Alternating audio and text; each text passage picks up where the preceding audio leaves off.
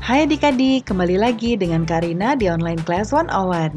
Kali ini kita akan belajar Bahasa Indonesia untuk kelas 3 tema 7. Di subtema 3, Perkembangan Teknologi Komunikasi.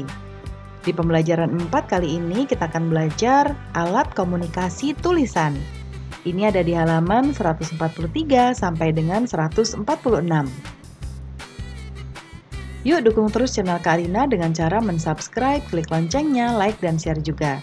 Buat yang udah subscribe, Karina ucapkan terima kasih banyak ya.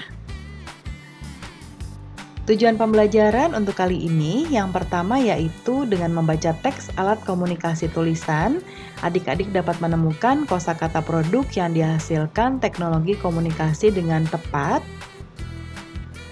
Dengan mengamati dan melingkari kumpulan kosakata, adik-adik dapat menemukan kosakata produk yang dihasilkan teknologi komunikasi dengan tepat. Yang ketiga, dengan membaca teks alat komunikasi tulisan, adik-adik dapat menemukan kalimat utama tiap paragraf dari teks yang telah dibaca dengan tepat. Dan yang keempat, dengan menuliskan kembali kumpulan kalimat utama dari teks alat komunikasi tulisan, adik-adik dapat membuat ringkasan informasi dari suatu teks dengan runtut dan benar. Jangan lupa untuk berdoa dahulu sebelum mulai belajar ya adik-adik. Jaga kesehatan dan selalu ikuti anjuran Bapak dan Ibu guru serta orang tua di rumah.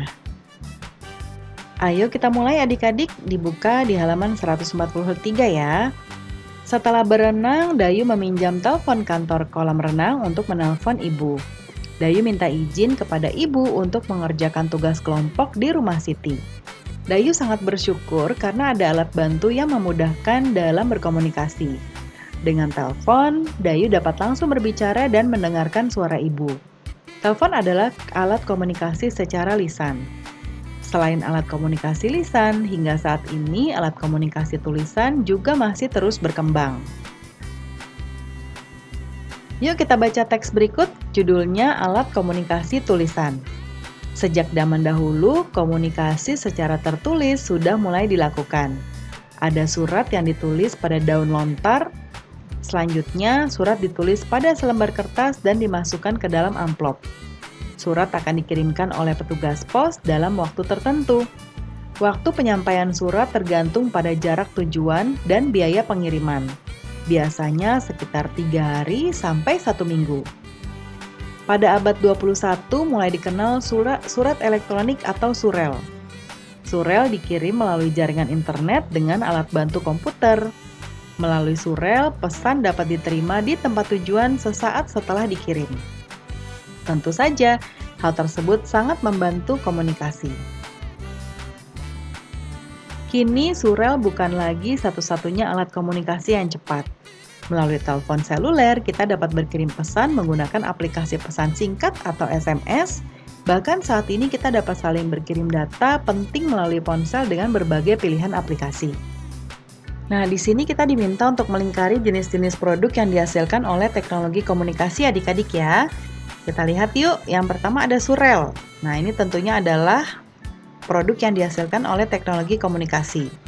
Daun lontar bukan ya. Kemudian ini dia, pesan singkat. Ini juga merupakan produk teknologi komunikasi.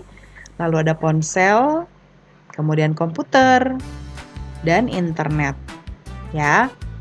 Nah, kita lihat lanjutannya, temukan kalimat utama dari tiap paragraf. Yuk kita lihat adik-adik kalimat utama dari setiap paragraf.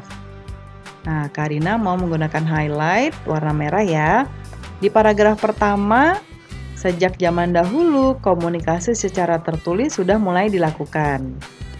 Lalu paragraf kedua, selanjutnya surat ditulis pada selembar kertas dan dimasukkan ke amplop. Kemudian pada abad 21 mulai dikenal surat elektronik atau surel.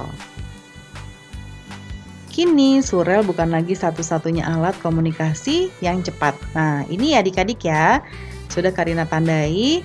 Lalu, tuliskan ringkasan teks alat komunikasi tulisan. Nah, kita mau menyalin yang tadi sudah Karina highlight warna merah. Ya, ada di sini. Nah, Sejak zaman dahulu, komunikasi secara tertulis sudah mulai dilakukan ya. Ini yang pertama. Lalu yang kedua, selanjutnya surat ditulis pada selembar kertas dan dimasukkan ke dalam amplop. Kemudian paragraf ketiga, pada abad ke-21 mulai dikenal surat elektronik atau surel. Ini ya. Dan yang terakhir, kini surel bukan lagi satu-satunya alat komunikasi yang cepat. Nah, ini sudah dituliskan ya adik-adik ya. Nah, pembelajaran kita untuk kali ini sudah selesai ya.